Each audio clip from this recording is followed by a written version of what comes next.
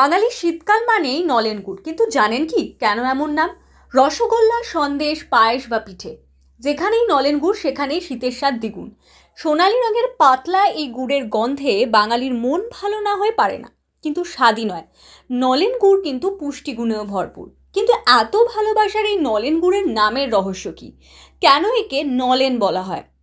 প্রথমেই জানা দরকার, নলেন গুড় আসলে খেজুর গাছের রস থেকে তৈরি খেজুর গুড়। সাধারণত জানুয়ারি মাস থেকে পাওয়া যায় বলে একে অনেকে নতুন গুঁড়ো বলেন।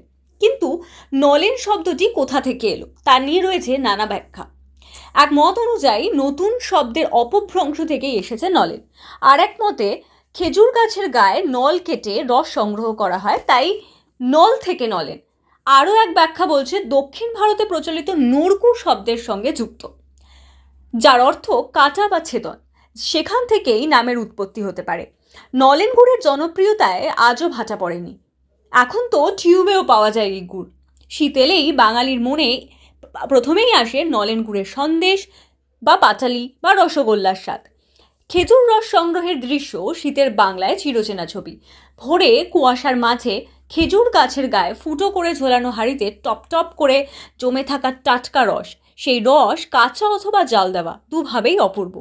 আর সেই রসেই তৈরি দানা ঝোলা নলেন গুড়, যার স্বাদ বাঙালির মনের গভীরে। ঝোলা নলেন গুড় তরল আর পাটালি হয় শক্ত। এই রুচির ঘ্রাণ ও স্বাদ দুটোই আলাদা।